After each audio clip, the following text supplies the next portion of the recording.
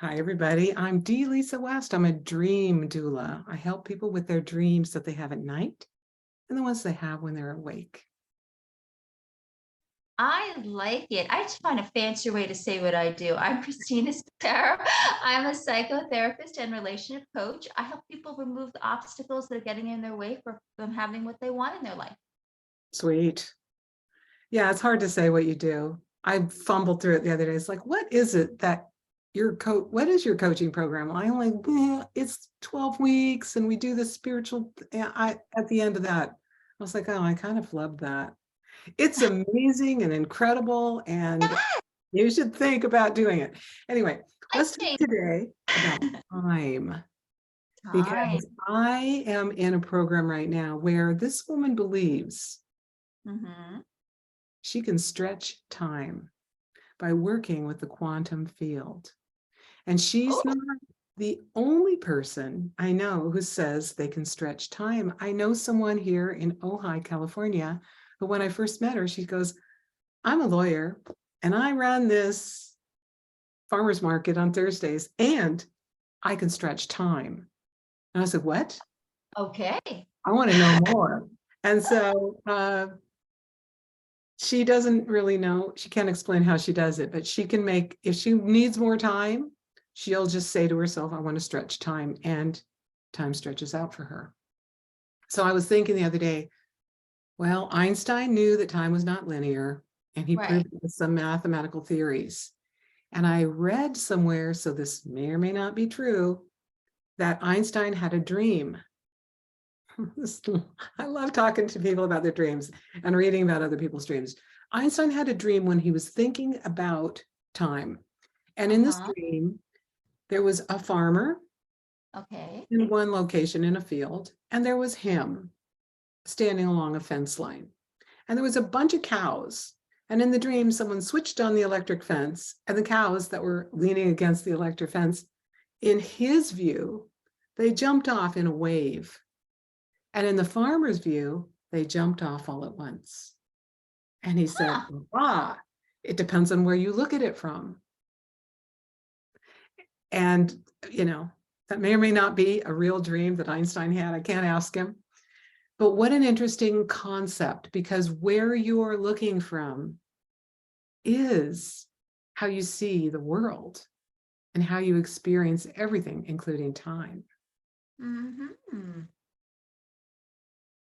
And I also was thinking about, those moments in time, maybe it's because something terrible was happening, like maybe you're falling off a bike or you're getting an a fender bender. Hmm. Time goes in slow motion. It seems True. like everything is happening. It's an instant in time, but everything, you can see everything happening in slow motion. Okay. And then there's other times, like I can remember in my childhood saying to my mommy, I'm bored.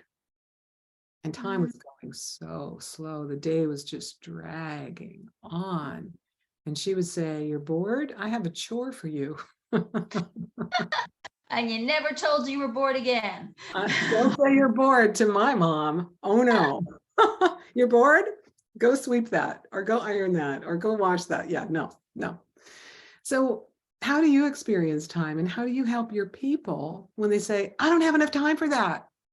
How do you Mhm. help them find the time for the things that they would love to do?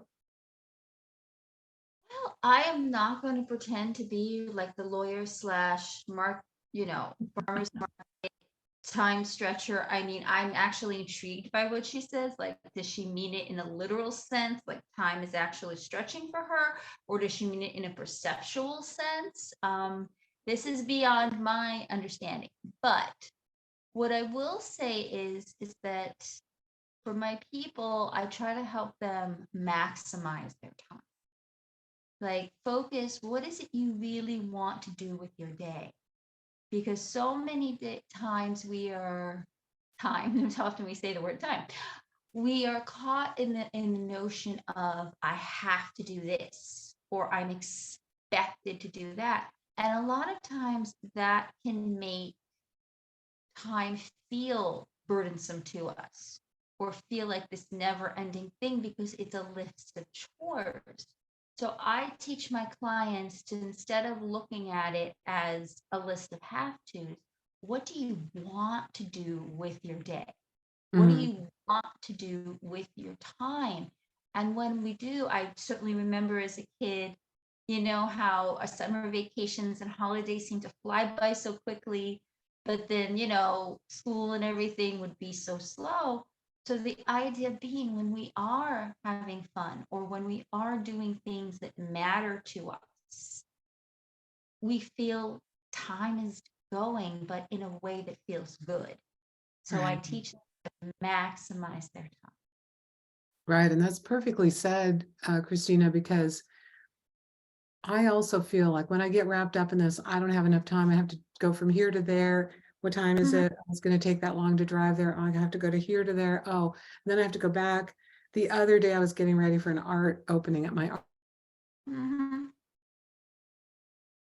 Oh, you froze. I don't know if it's my art. connection or oh, there was Go a ahead. minute little glitchy freeze there. I'm not sure if it was from me or you, but you're Oh, back. I'm back. Good. So yeah, I was thinking, uh, suddenly I had all these things, all these tasks that I was going to do that day, and I felt really rushed for time. And at the end of the day, I was exhausted. Sure. Although I think if you say to yourself, instead of, I have to do this and I must do this and I should do this, if you say, I'm choosing this, Yes.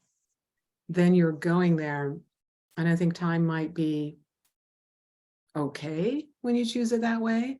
Or you might also think, maybe I don't choose this. I'm taking this off of the things Hmm. to do today. Hmm. I learned many years ago from a minister. She was actually talking about tithing, and she was talking about the law, one of the universal laws of circulation. Basically, Hmm. what we give out comes back. And Mm. in this talk, she was talking about money and encouraging us all to tithe money toward the church and Hmm. saying, if you've never been a tither and you start tithing after, I don't know how many months, she said, maybe 3 months, 6 months, if you don't experience more abundance in your life, I will give you all your money back. Ooh. She said, it works if you work it. And then she talked about a time where she wished she had more time. And so she Mm. gave away time by volunteering somewhere. And I thought, that's crazy. I'm going to try that. So at the time, I had a very busy life. I had young kids that had a schedule, drive them here, drive them there. I had a full-time job as a real estate broker. I was driving all around.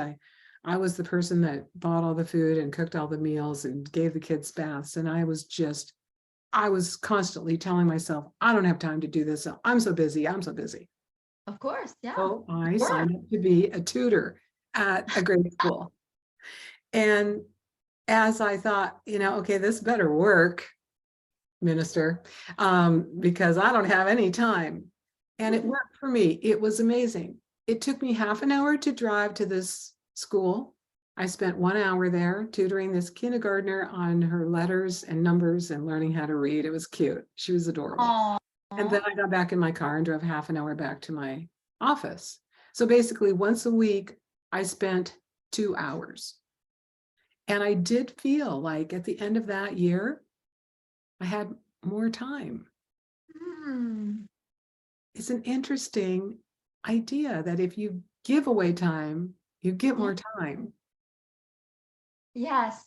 I mean, like I said, I won't even touch the quantum physics realm. I do not have expertise in that. But I do feel that so much of time is perception. Mhm.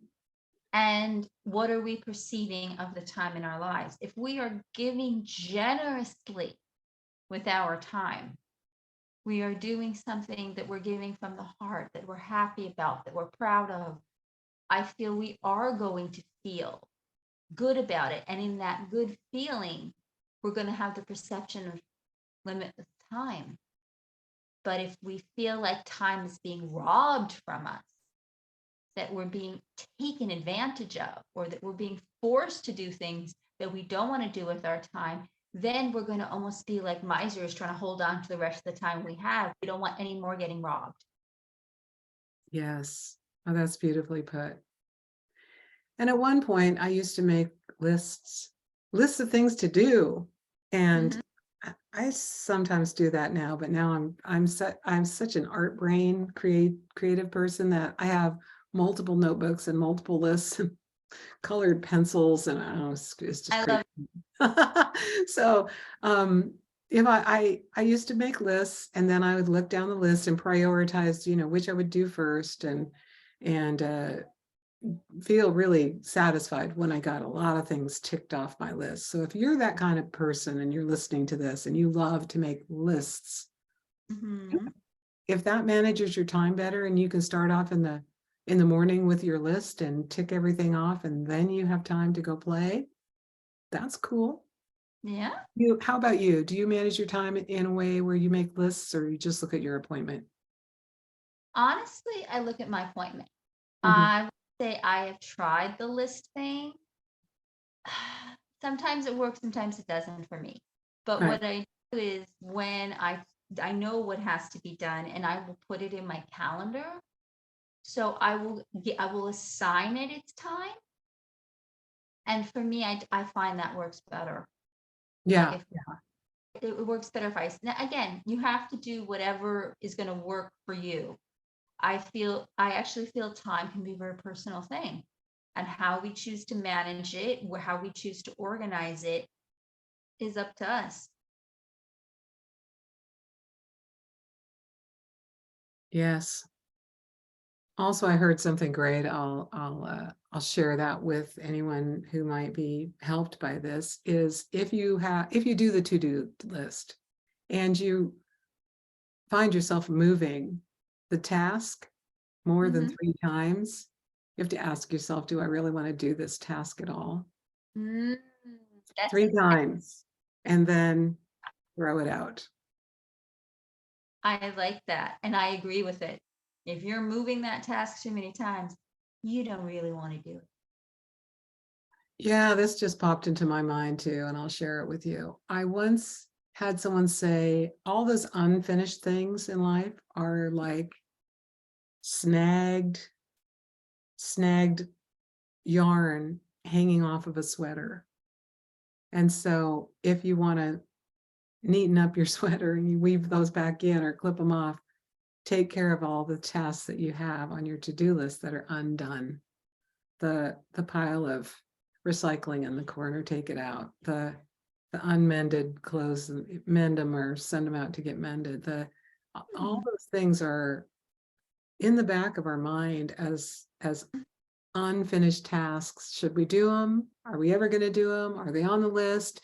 And they're taking away from our mental energy, so we can't really be fully here. I like the imagery of that. Yeah, the snagged sweater with threads through everywhere. Isn't that Uh, cool? I like the imagery, but I also like the idea you either weave it back into the sweater of your life or you cut it loose. Yeah. I love that because the idea is that sometimes we feel obligated to do something that we really don't want to do, hence why it keeps getting moved. So you have to decide, is this something I really want? And if it isn't, cut it from the sweater. Right You know, on. I have clients who have a hard time saying no. So then they feel overburdened when they say yes to too Mhm. many things. And I said, listen, if Yes. somebody asks you to do something, you've got to ask yourself, because a lot of times they get caught up in the thing of they'll say yes, but they regret the yes. So I'll be like, okay, the next time somebody asks you to do something, I want you to ask yourself 2 questions. Do I have time to do it? And do I want to do it? If the answer to either one of those is no, your answer to the person is a polite no. Thank you for asking. No. Yes, I appreciate the offer. No. exactly. Exactly. You will save yourself a lot of time and a lot of anguish because you won't find yourself having to try to find an excuse to say no later to something you never really wanted to do in the first place. Oh, that might be the best the best tool that we talked about in this whole podcast. Just say no. Just say no. Just say no and get more time. Yes. Okay, Yes. bye everybody for now. Bye, everybody.